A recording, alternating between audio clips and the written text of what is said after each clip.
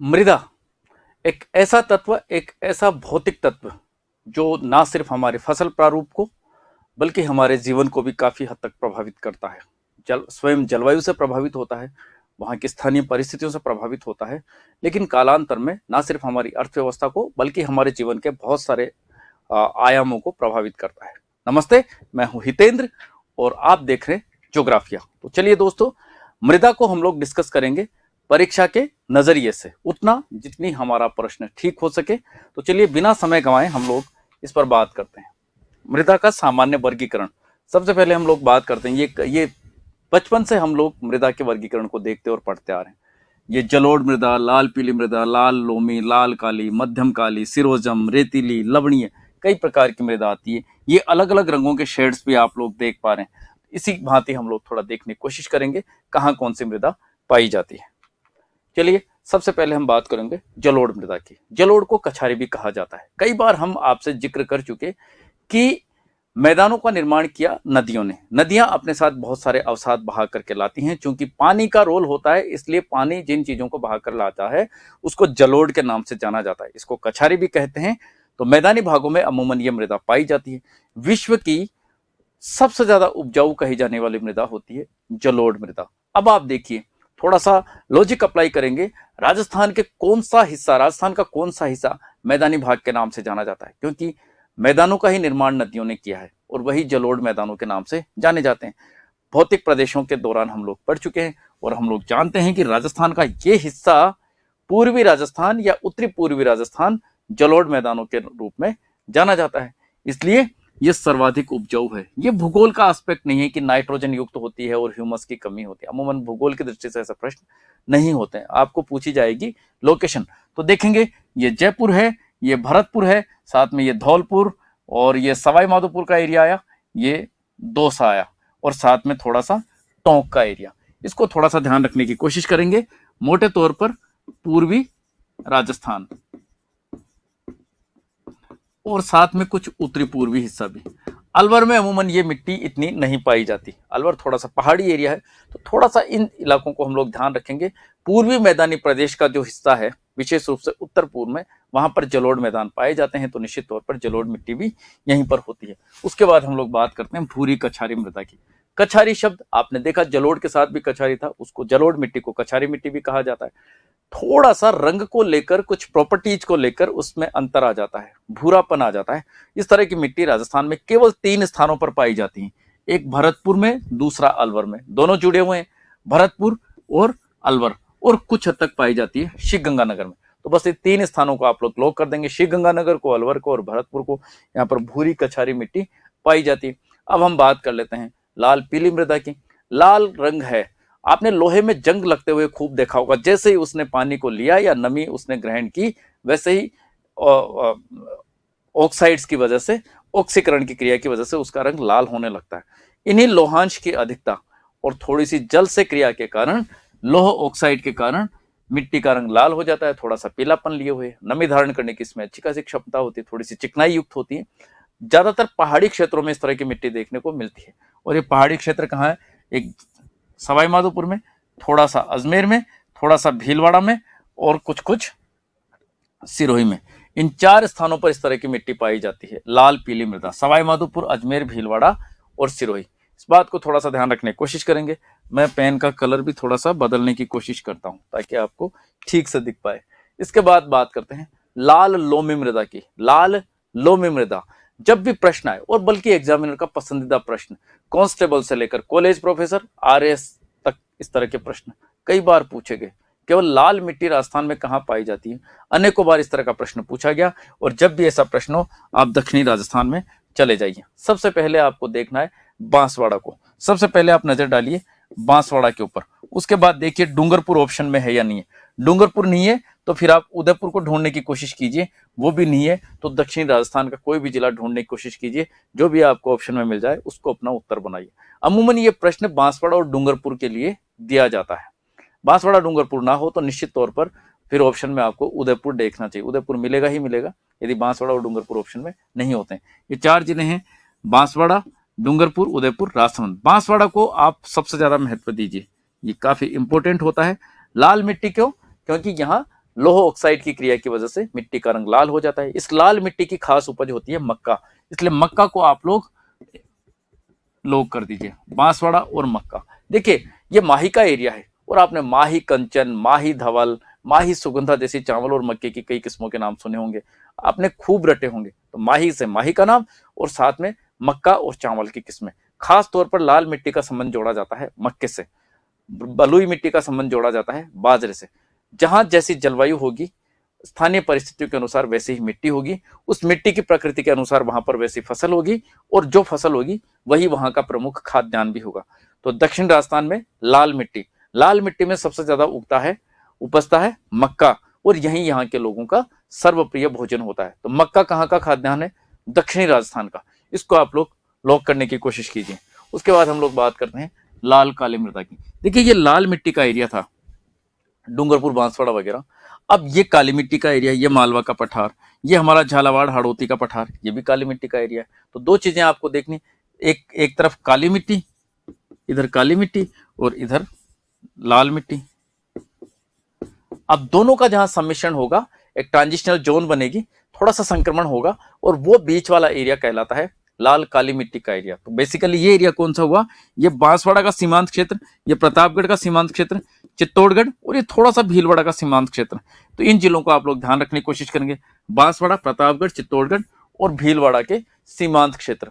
फसल काय की होगी? लाल मिट्टी का संबंध है मक्का से और काली मिट्टी का संबंध होता है कपास से। दोनों को जोड़ दीजिए और ये फसल का उत्पादन हुआ मक्का और कपास। लोहांश काफी प्रचुर मात्रा में यहाँ पर पाया जाता है। लोहांश तो आपको काली और लाल मिट्टी में देखना ही देखना है, वो तो है ही है।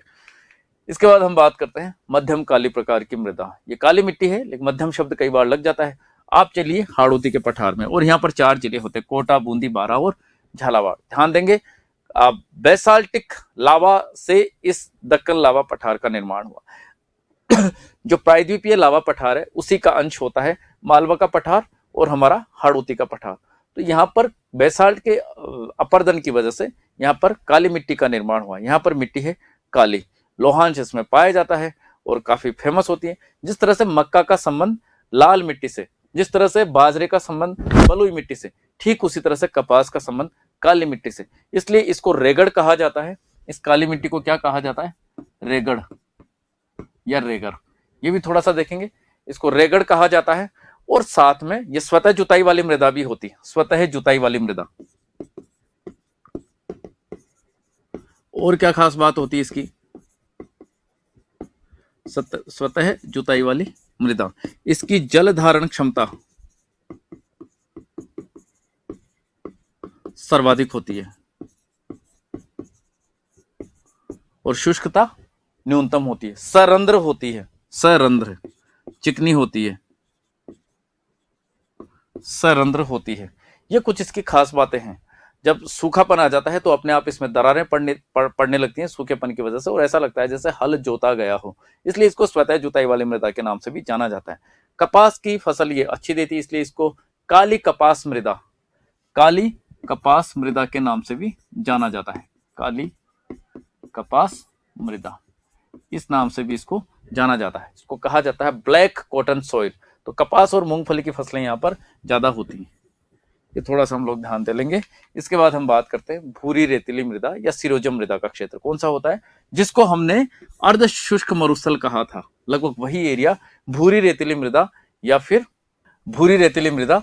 फिर सिरोजम मृदा का एरिया कहा जाता है। क्या खास बात है? अर्धशुष्क मरु प्रदेश के जिले, कैल्शियम, फॉस्फेट और नाइट्रेट यहाँ पर पाया जाता है। अर्धशुष्क मरु प्रदेश में क्या क्या है? थोड़ा बाड़मेर का हिस्सा आ गया, पाली आ गया, थोड़ा जोधपुर आ गया, थोड़ा नागौर आ गया, सीकर आ गया, झुंझुनू आ गया। ये कुछ एरियाज हैं। तो थोड़ा सा ध्यान रख लेंगे कि जिसको हमने अर्धशुष्क मरुस्थल भौतिक प्रदेशों में पढ़ा था, लगभग वह एरिया भूरी रेतीली मृदा या सिरोजम मृदा का क्षेत्र है। इसको ध्यान देंगे, ये इंपॉर्टेंट है लोकेशन को पकड़ने के लिए। अर्धशुष्क मरु प्रदेश के जिले, एक होती है रेतीली मृदा। राजस्थान रेतीली मृदा से भरा पड़ा है, लेकिन फिर भी आपका जो पश्चिमी मरुस्थलीय एरिया है वहां पर रेतीली मृदा बहुतायत से पाई जाती है। बहुत सारे जिले हैं, रेड क्लिफ के आसपास पूरी तरह से रेतीली मृदा पाई जाती है। उसमें श्रीगंगानगर है, हनुमानगढ़ है, चूरू, बीकानेर, नागौर, जोधपुर, बाड़मेर, जैसलमेर सरीखे बहुत सारे जिले हैं। तो थोड़ा सा हम लोग ध्यान देने की कोशिश करेंगे। इसके बाद हम बात करते हैं लवणीय मृदा की, खारी मृदा की। लवणीय मृदा कहाँ, खारी मृदा कहाँ? मरुस्थल के एरिया में, क्योंकि खारे पानी की झीलें वहीं पर पाई जाती हैं। दो जिले विशेष तौर पर आप लोगों को ध्यान रखने हैं, एक बाड़मेर, दूसरा जालोर। ये सबसे ज्यादा खारी मृदा वाले एरिया हैं, बाड़मेर और जालोर। यूं मरुस्थल के बहुत सारे एरियाज में खारी मिट्टी ही पाई जाती है। बीकानेर में लूणकरणसर झील है, नागौर में कुचामन, डेगाना, डीडवाना, नावा खारे पानी की झीलें। इसी तरह से जैसलमेर में खारी मिट्टी होती है। तो यहाँ पर आप यदि सबसे ज्यादा बात होगी तो आप ध्यान रखेंगे लूनी का एरिया सबसे ज्यादा खारा है, जिसमें बाड़मेर, जालोर के एरिया सबसे ज्यादा खारी मिट्टी यहाँ पर पाई जाती है। यदि खारी मिट्टी से, लवणीय मिट्टी से प्रश्न होगा तो निश्चित रूप से यह संभावना है कि आपको ऑप्शन में बाड़मेर और जालोर दिखेगा। सबसे ज्यादा खारे एरिया यहीं पर होते हैं। अब हम बात करते हैं राजस्थान की मृदाओं की। यहाँ एक बार इसको वापस हम लोग थोड़ा सा देख लेते हैं। देखिए ये सिरोजम मृदा हुई, सिरोजम मरुस्थल के आसपास। ये रेतीली मिट्टी हुई, रेतीली या बलुई मिट्टी मरुस्थल में। ये जालोर और सिरोही में कैसे मिट्टी हुई, लवणीय या खारी मिट्टी। बस ये इलाके आपको ध्यान रखने, ये जालोर हुआ, ये सिरोही हुआ। इसके बाद ये दक्षिणी राजस्थान हुआ, यहाँ लाल मिट्टी, बांसवाड़ा डूंगरपुर में विशेष रूप से, ठीक है, लाल मिट्टी में मक्का उपजता है। इसके बाद ये सीमांत क्षेत्र आया, ये हुआ काली मिट्टी, लाल काली मिट्टी का, लाल काली मिट्टी। उसके बाद हाड़ौती का पठार आया, इस इलाके में हुई मध्यम प्रकार की काली मृदा, ठीक है। फिर ये सवाई माधोपुर, अजमेर, ये एरिया हुआ, ये हुई लाल पीली मृदा। ये भरतपुर और अलवर और साथ में श्रीगंगानगर। तो इन तीन एरियाज में कौन सी मिट्टी हुई, भूरी कछारी,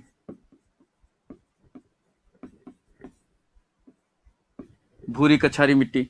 और इसके बाद ये बचा पूर्वी राजस्थान का मैदानी भाग, पूर्वी मैदानी प्रदेश, और यहां पर पाई जाती है जलोढ़ मिट्टी, जलोढ़ मृदा। इनको आप लोग ध्यान देने की कोशिश करेंगे, चाहे तो स्क्रीनशॉट लीजिए, ये थोड़ा सा हम लोग देखेंगे। चलिए इसके बाद हम बात करते हैं मृदा के वैज्ञानिक वर्गीकरण की, देखते हैं फटाफट। और यहीं से आपका प्रश्न होगा, एंटीसोल, एरिडिसोल, इंसेप्टिसोल, अल्फिसोल और वर्टिसोल, ये 5 प्रकार की मृदा पाई जाती है। तो मोटे तौर पर हम बात करते हैं, देखिए एंटीसोल, रेड क्लिफ के पास चले जाइए, ये रेड क्लिफ है, रेड क्लिफ के पास वाला क्षेत्र कहलाता है एंटीसोल। स्टेप बाय स्टेप चलेंगे पश्चिम से पूर्व की ओर, आपको तुरंत ये चीज समझ में आएगी। शुष्क मरुस्थलिक क्षेत्र रेड क्लिफ के सहारे सहारे, कौन सा इलाका हुआ, कुछ बाड़मेर हुआ, कुछ जैसलमेर हुआ, कुछ बीकानेर हुआ और कुछ जोधपुर का एरिया हुआ। श्रीगंगानगर में इस मिट्टी की थोड़ी सी कमी है, हालांकि है, लेकिन पूरी तरह से डोमिनेटिंग रोल में ये नहीं होती। यदि आप इस तरह एंटीसोल से प्रश्न होगा तो रेड क्लिफ से बिल्कुल जुटने वाले जिले होंगे, लेकिन उनमें हो सकता है कि श्रीगंगानगर ना हो। यदि बाकी जिले कहीं और से और केवल श्रीगंगानगर हो तो आप श्रीगंगानगर को अपना उत्तर बनाइए, अदरवाइज आप इन जिलों को देखने की कोशिश कीजिए, जैसलमेर, बाड़मेर, जोधपुर और बीकानेर, ठीक है। इसके बाद हम चलते हैं एरिडिसोल में। एरिडिसोल ये थी एंटीसोल नंबर 1। अब ये जो अर्धशुष्क मरुस्थल वाला एरिया था, अर्धशुष्क मरुस्थल, इसमें आप आ जाइए, यहां पर एरिडिसोल मृदा होती है, एरिडिसोल अर्धशुष्क मरुस्थल वाले हिस्से में। इसमें क्या क्या है देखिए, इस एरिया में यहाँ चूरू है, झुंझुनू, सीकर, ये पूरा अर्धशुष्क मरुस्थल अरावली तक था। मैंने ये डायग्राम थोड़ा सा, एक बार इसको देखते हैं हम लोग, डायग्राम थोड़ा सा गलत बनाया है। ये हुआ शुष्क मरुस्थल और ये हुआ अर्धशुष्क मरुस्थल। अब इस एरिया में आप लोग देख लीजिए, ये चूरू हुआ, ये झुंझुनू हुआ, सीकर हुआ, नागौर हुआ, पाली और साथ में जालोर और ये जोधपुर। तो ये जो अर्धशुष्क मरुस्थल वाला एरिया है, जिसके लिए थोड़ी देर पहले हमने जो मृदा का देशी वर्गीकरण था, परंपरागत वर्गीकरण था, उसमें हमने बात की थी सिरोजम, भूरी रेतीली सिरोजम मृदा। तो उसके लिए भी हमने कहा था, एक सुझाव दिया था कि अर्धशुष्क मरुस्थल का जो एरिया है वह सिरोजम मृदा का क्षेत्र है। लगभग एरिडिसोल का एरिया भी वही है। तो आप अर्धशुष्क मरुस्थल के इलाके को देखिए कि ऑप्शन में वहां से कोई जिला मौजूद है क्या, यदि है तो निश्चित रूप से एरिडिसोल का उत्तर वह बन पाएगा। तो ये एरिडिसोल मृदा होती है और इसमें ये जिले पाए जाते हैं। अर्धशुष्क मरुस्थल का आप लोग ध्यान रखेंगे। उसके बाद हम बात करेंगे अल्फिसोल की। राजस्थान में जहां जहां जलोढ़ मैदान पाए जाते हैं, माही का इलाका हो, लूनी का इलाका हो, बाणगंगा का एरिया हो, चंबल का एरिया हो और जितनी नदियां हैं उन तमाम एरिया नदियों का इलाका हो, वहां जलोढ़ मिट्टियां पाई जाती हैं। और अल्फिसोल का मतलब भी जलोढ़ कछारी मृदा का क्षेत्र, जलोढ़ मैदान। लेकिन यूं बांसवाड़ा में भी अल्फिसोल पाई जाती है, यूं राजसमंद में भी अल्फिसोल पाई जाती है, लेकिन वहां की खास बात कोई दूसरी मिट्टी होती, रेड मिट्टी होती या इंसेप्टिसोल होती। इसलिए यदि अल्फिसोल से प्रश्न होगा तो अल्फिसोल से प्रश्न आप ध्यान रखेंगे उत्तरी पूर्वी राजस्थान का वो इलाका जिसके लिए हमने जलोढ़ मिट्टी की बात की थी, जलोढ़ कछारी मृदा की बात की थी। और वो जिले कौन से हैं? ये देखिए, टोंक, ये टोंक रहा, जयपुर रहा, ये दक्षिणी अलवर रहा, भरतपुर का एरिया आ गया, ये दौसा आ गया, सवाई माधोपुर आ गया, और ये कुछ कुछ भीलवाड़ा का एरिया आ गया। ये जो नदियों वाला इलाका है, जलोढ़ पूर्वी मैदानी प्रदेश है, पूर्वी मैदानी भाग, यहाँ पर अल्फिसोल मृदा पाई जाती है। अल्फिसोल का ध्यान रखेंगे, जलोढ़ मैदान, पूर्वी जलोढ़ मैदान। इंसेप्टिसोल की बात करते हैं, हम यहां से चले, ये एंटीसोल थी, फिर ये एरिडिसोल आई, उसके बाद में ये इलाका आया अल्फिसोल का। अब दक्षिणी राजस्थान के जो जिले बचे वो हो गए इंसेप्टिसोल। और इसमें किन किन जिलों को शामिल करेंगे? शुष्क प्रदेशों में पूर्ण अभाव, लाल मृदा का एरिया। हमने कहा था काली मिट्टी चिकनी होती है और लाल मिट्टी चिकनी होती है। चिकनाई क्यों? क्योंकि वो रंध्र युक्त होती हैं और नमी युक्त होती हैं, इसलिए उनमें चिकनाई पाई जाती है। ठीक है, इसलिए शुष्क प्रदेशों में इंसेप्टिसोल मृदा बिल्कुल नहीं पाई जाती। काली मृदा भी चिकनी होती है, लेकिन काली मृदा को वर्टिसोल के नाम से जाना जाता है। इसलिए अब चिकनी मृदा कौन सी बची? लाल मिट्टी। और लाल मिट्टी का एरिया कौन सा? दक्षिणी राजस्थान। इसलिए इंसेप्टिसोल से यदि प्रश्न होता है, मैं ये नहीं कह रहा कि इंसेप्टिसोल का मतलब लाल मिट्टी होती है, लेकिन जो प्रश्नों की प्रकृति देखिए और जिस एरिया में वो पाई जाती है, अभी पूरी कॉन्सेप्ट बताने का इतना ना तो समय है ना कुछ और, लेकिन इतना आप लोग ध्यान रखने की कोशिश करेंगे कि आपको अपना प्रश्न ठीक करना है। यदि इंसेप्टिसोल से प्रश्न होता है, अमूमन दक्षिणी राजस्थान का जिला आप लोगों को ढूंढना है, लगभग लाल मिट्टी का एरिया। यदि इस कॉन्सेप्ट को जो मैंने एक सुझाव दिया है, इसको आप भारत की मिट्टियों पर लागू करेंगे, वहां सफल नहीं होगा।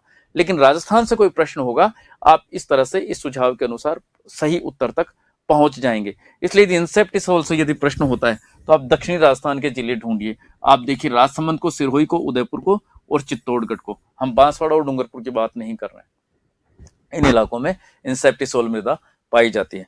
फिर 4-5 नंबर की मृदा होती है वर्टिसोल। और वर्टिसोल का मतलब होता है काली चिकनी मिट्टी, काली मिट्टी, ब्लैक कॉटन सॉइल, काली कपास मृदा। और कालापन क्यों? बैसाल्ट लावा से निर्मित हुई है। तो थोड़ी देर पहले देशी वर्गीकरण के अनुसार जहां हम काली मिट्टी की बात कर रहे थे, ठीक वही एरिया वर्टिसोल के नाम से जाना जाता है। ये झालावाड़ है, ये बारां है, ये कोटा है, और ये बूंदी है, और ये हाड़ौती का पठार, जो बिल्कुल काली मिट्टी का एरिया है। तो इसको हम लोग ध्यान रखने की कोशिश करेंगे, हाड़ौती का पठार में वर्टिसोल। एक बार और हम लोग देखें, अब ध्यान रखेंगे, रेड क्लिप से आपने चलना शुरू किया, सबसे पहले एंटीसोल आई, उसके बाद उसके पूर्व में चले, फिर एरिडिसोल आई, उसके बाद अरावली के इधर पूर्व में आए, 3 नंबर की अल्फिसोल आई, उसके बाद दक्षिणी राजस्थान में इंसेप्टिसोल आई, और दक्षिणी पूर्वी राजस्थान में वर्टिसोल आई। इस तरह से आप अपने प्रश्नों तक पहुंचेंगे। अब कृषि विभाग ने भी मृदा का वर्गीकरण किया है, एक बार इस वर्गीकरण पर भी फटाफट हम लोग नजर डालने की कोशिश करते हैं। संपूर्ण वर्गीकरण नहीं है और ना ही हम लोग कॉन्सेप्ट की बहुत ज्यादा यहाँ पर बात करेंगे, लेकिन तथ्यात्मक रूप से आपको अपना उत्तर ठीक करना है। जहां से ज्यादातर प्रश्न पूछे गए लगभग उस कंटेंट को हमने यहाँ पर शामिल करने की कोशिश की है। एक लंबा पैटर्न देखने के बाद में साइरोजेक्स और रेवेरिना अक्सर पूछा जाता है, जब भी जिक्र आए श्रीगंगानगर को अपना उत्तर बना दीजिए। ये मिट्टी पाई जाती है श्रीगंगानगर में, साइरोजेक्स और रेवेरिना। थोड़ा सा ध्यान रखेंगे, श्रीगंगानगर भरपूर संभावना है कि आपको ऑप्शन में श्रीगंगानगर मिलेगा, मिलता है, आप उसको अपना उत्तर बनाइए। मरुस्थली मृदा कहाँ? श्रीगंगानगर, चूरू, झुंझुनू, सीकर, नागौर, जोधपुर, जैसलमेर, बाड़मेर, बीकानेर। रटने की जरूरत नहीं है, आपको जिले ऐसे होंगे जो बिल्कुल स्पष्ट तौर पर आप सही उत्तर तक पहुंच जाएंगे। मरुस्थली। जिप्सीफेरस मृदा की बात हो तो आप बीकानेर को अपना उत्तर बनाइए। जिप्सीफेरस, बीकानेर। जिप्सीफेरस मृदा कहाँ? बीकानेर में पाई जाती है। और नई भूरी मृदा कहाँ? अजमेर और भीलवाड़ा में। कुछ कुछ नदियों के इलाके हैं, पानी के इलाके हैं, पहाड़ों के इलाके हैं, इसलिए पानी रिसता है और नई भूरी मिट्टी यहाँ पर पैदा होती है। कृषि विभाग का वैज्ञानिक वर्गीकरण है। श्रीगंगानगर में, अलवर में और भरतपुर में देशी वर्गीकरण के अनुसार हमने भूरी कछारी मिट्टी की बात की थी। यहाँ हम बात करें नई भूरी मृदा, इसका मतलब जल के कारण, जलीय अपर्दन के कारण नई मिट्टी का निर्माण हो रहा है, उसमें कछारीपन भी है, जलोढ़ टाइप है। नवीन भूरी मृदा यदि जिक्र होगा तो आप अजमेर और भीलवाड़ा को अपना उत्तर बनाएंगे, दोनों जिले पास पास में होते हैं। उसके बाद ग्रे ब्राउन जलोढ़ मृदा, प्रश्न अमूमन नहीं पूछा जाता, लेकिन फिर भी आप थोड़ा सा देख लीजिए। ग्रे ब्राउन जलोढ़ मृदा, ये अजमेर, नागौर, जालोर, पाली, सिरोही। अजमेर, नागौर, पाली, जालोर, सिरोही, लगभग ये एरिया आता है। और ये कौन सा एरिया हुआ, लूनी का एरिया। तो थोड़ा सा आप ध्यान दीजिए, लूनी का एरिया, एरिया गलत लिखा भाई मैंने,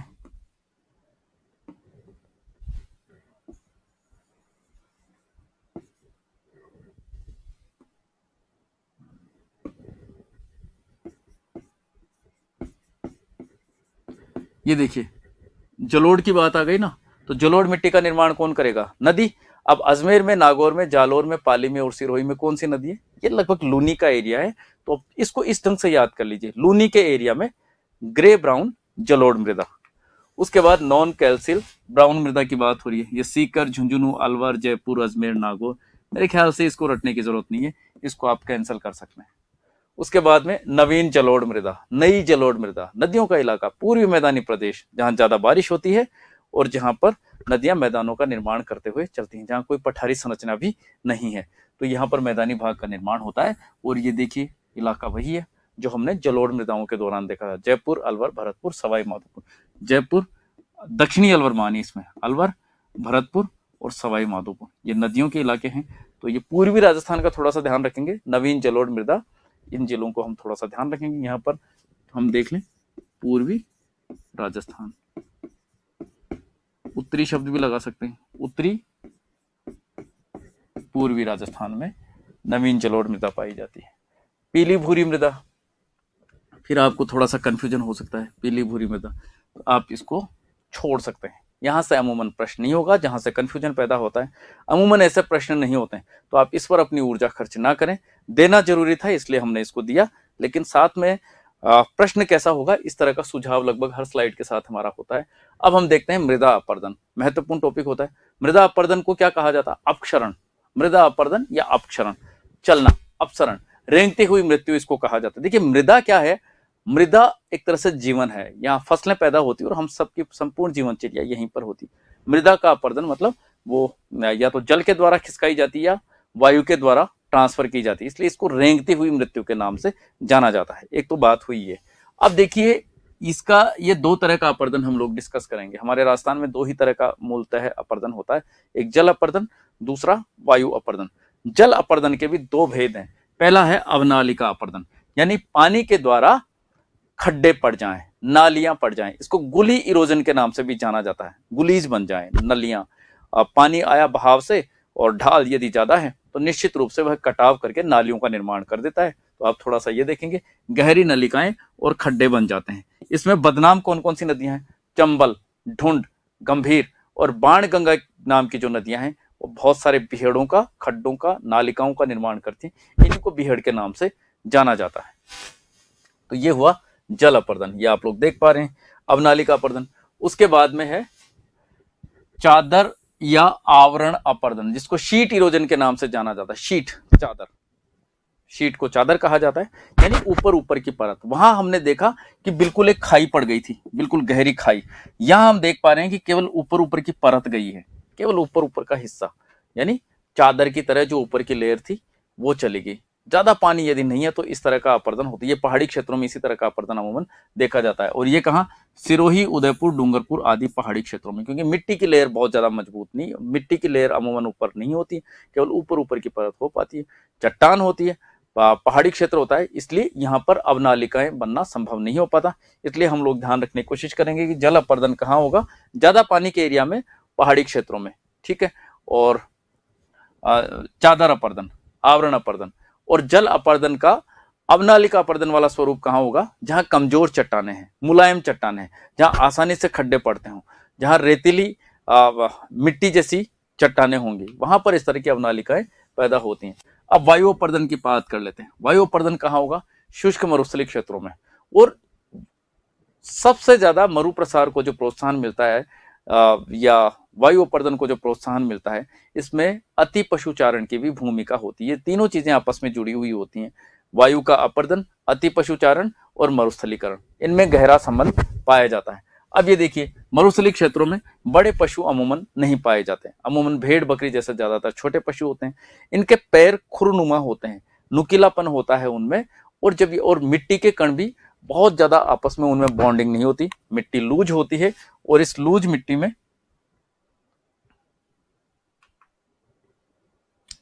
इस लूज मिट्टी में जब ये भेड़ बकरी जैसे पशु यहाँ पर चलते हैं तो उनके पैरों से खड्डे बनते हुए चलते हैं और मिट्टी के जो कण हैं उनमें और ज्यादा लूजनेस आ जाती है और ज्यादा ढीलापन उनमें आ जाता है। एक कारण रहा ये।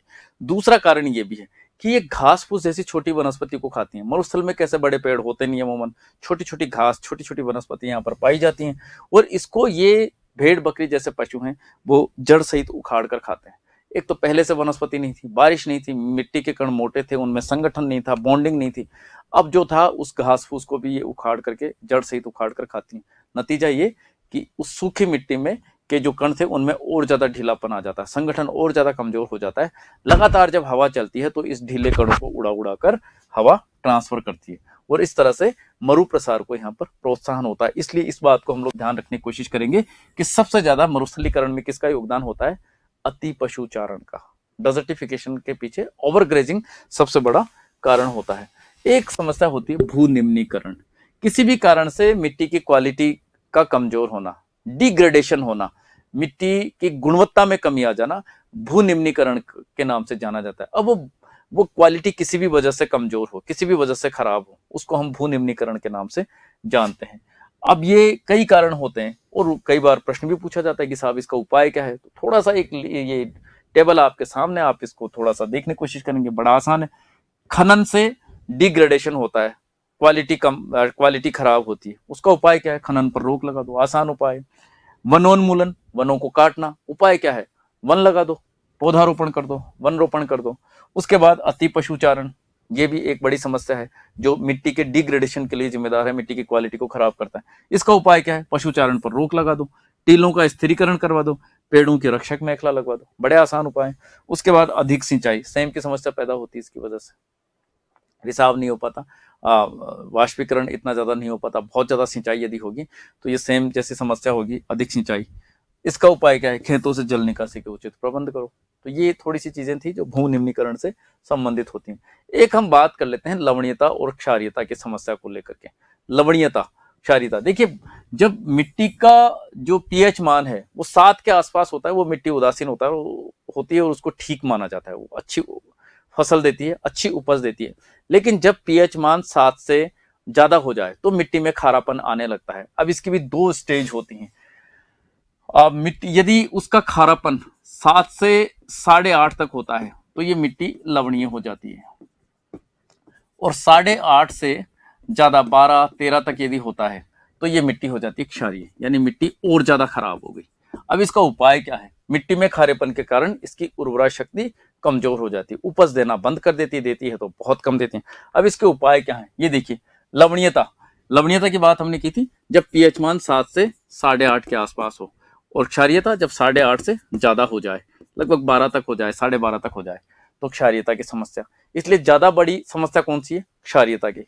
कम समस्या लवणीयता की। तो ज्यादा अच्छी दवाई कौन सी है? जिप्सम।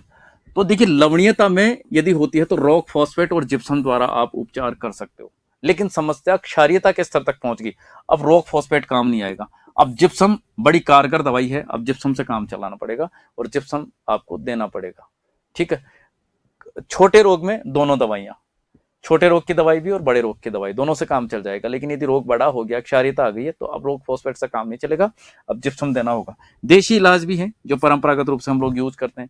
गोबर की खाद है, धमासा है, खरपतवार जिसको हम लोग बोलते हैं, इसको काट करके लोग खेतों में बिछाते हैं और उसका उपचार होता है। सुबबूल, ढेंचा, हरी खाद, इस तरह की चीजें हम लोग अक्सर यूज करके और इस समस्या का निदान ढूंढने की कोशिश करते हैं। एक होता है जलाधिक्य, सेम की समस्या नहरी क्षेत्र में खूब देखी गई, श्री गंगानगर, हनुमानगढ़ जैसे एरियाज में। क्या हुआ? अधिक सिंचाई के कारण भूमि का बेकार हो जाना। श्री गंगानगर और हनुमानगढ़ में विशेष बलवती, भूमि सोख नहीं पाती, आवश्यकता से ज्यादा पानी होता है, ज्यादा सिंचाई होती है और इस वजह से उसमें खार फूटने की समस्याएं होती है। एक सफेद परत मिट्टी में खेत में बिछ जाती है। इसका उपाय क्या है? खेतों से जल निकासी के उचित प्रबंध हो। ये थोड़ा सा हम लोग यहाँ हमें ध्यान देना चाहिए। खेतों से जल निकासी के उचित प्रबंध, यही सेम की समस्या का निदान है। तो दोस्तों इसी के साथ मिट्टी वाला टॉपिक हमने पूरा किया। इसको पूरे इत्मीनान से आप लोग देखिए। मुझे पूरी उम्मीद है कि आप लोग परीक्षा में अपने प्रश्न को बिल्कुल ठीक कराएंगे, और यदि सीधे सीधे प्रश्न आपको ना भी मिलता है तो कम से कम यहाँ से इतनी समझ आप जरूर विकसित करेंगे कि आप ठीक उत्तर तक पहुंच जाएं। चलिए हम जल्द मिलेंगे आपसे नई वीडियो के साथ, तब तक के लिए नमस्कार, धन्यवाद।